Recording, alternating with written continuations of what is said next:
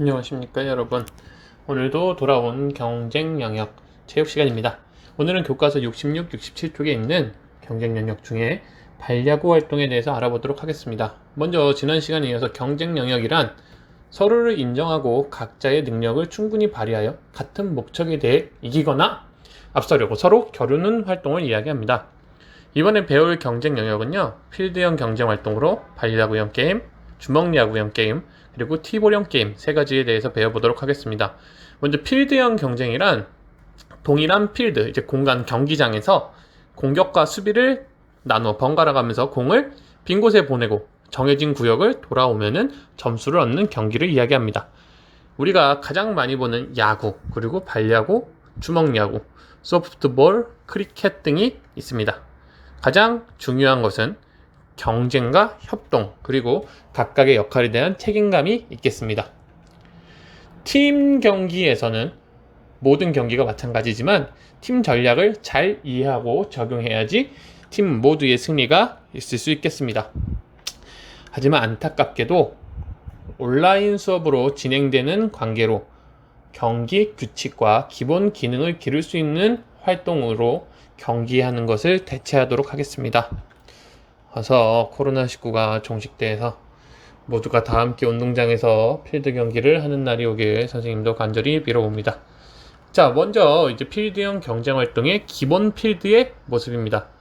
다이아몬드형으로 생겼고요. 홈, 1루, 2루, 3루, 그리고 가운데 있는 마운트, 이렇게 형태가 이루어집니다. 수비팀의 배치는 이런 식으로 먼저 홈에 있는 포수, 그리고 마운드에 있는 투수, 그리고 1루, 2루, 3루 각각의 베이스에 있는 1루수, 2루수, 3루수. 이 다이아몬드 앞쪽에 있는 수비수들은 이제 내야수라 그러고, 저기 뒤쪽에 있는 수비수들을 외야수라 그럽니다. 발야구 등에서는 포수가 없이 하는 경우도 있는데, 그럴 경우에는 내야수를 한 명 더 놔서 홈에 가까이 있도록 합니다. 자, 그리고 공격팀은 홈에 서 있고요. 나머지는 여기 대기석에 쭈루루루 대기 앉아서 응원해주고 경기의 진행을 지켜보고 있습니다. 자, 그러면은 이제 경기 방법을 한번 알아보도록 하겠습니다. 일단 커다란 필드 경기에서 기본적으로 흘러가는 경기 방법에 대해 설명을 하려고 그러는데요. 먼저 투수가 공을 들고 공을 타자 쪽으로 공격팀을 향해서 던져줍니다. 물론 티볼형 게임에서는 이 투수가 존재하지 않습니다. 자, 그래서 공이 쭉 날아서 이동을 하면은 타자가 공을 치거나 찹니다. 그렇게 해서 공이 쭉 날아가서 수비수가 잡지 못하고 빈 공간에 떨어지면은 그때 수비수들은 얼른 공을 잡아야 되고 공격수는 1루를 향해서 뛰어야 됩니다. 난 점수 빨리 내고 싶어 3루 뛰어야지. 그러면은 안 됩니다. 무조건 1루, 2루, 3루 순서대로 밟고 마지막에 홈으로 다시 한 바퀴를 돌아서 들어와야 됩니다.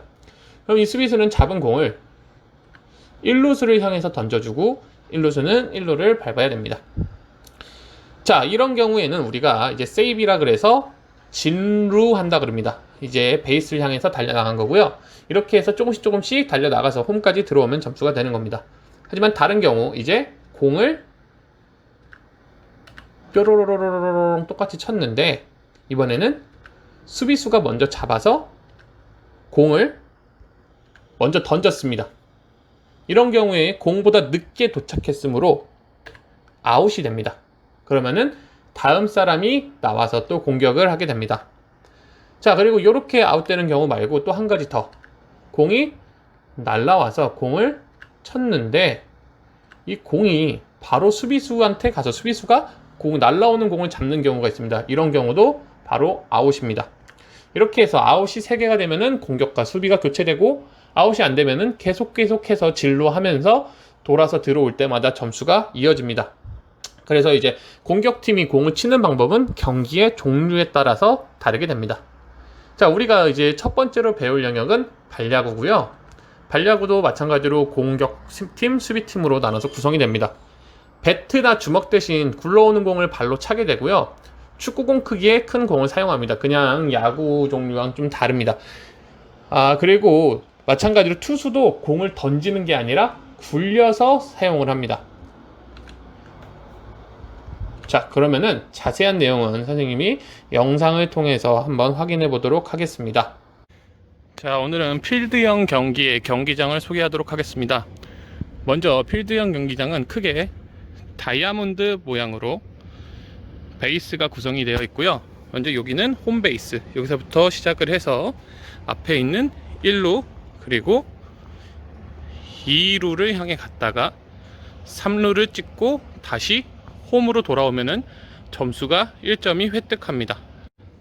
자, 공격팀은 순서대로 줄을 서서 대기를 하거나 앉아서 대기를 하면서 자신의 차례가 되면은 나와서 날라오는 공 또는 굴러오는 공을 치거나 쳐내면 되고, 수비팀은 가운데서 공을 던지는 투수와 그리고 1루를 지키는 1루수 그리고 2루수 3루수 그리고 홈에 포수가 수비를 하고 있습니다.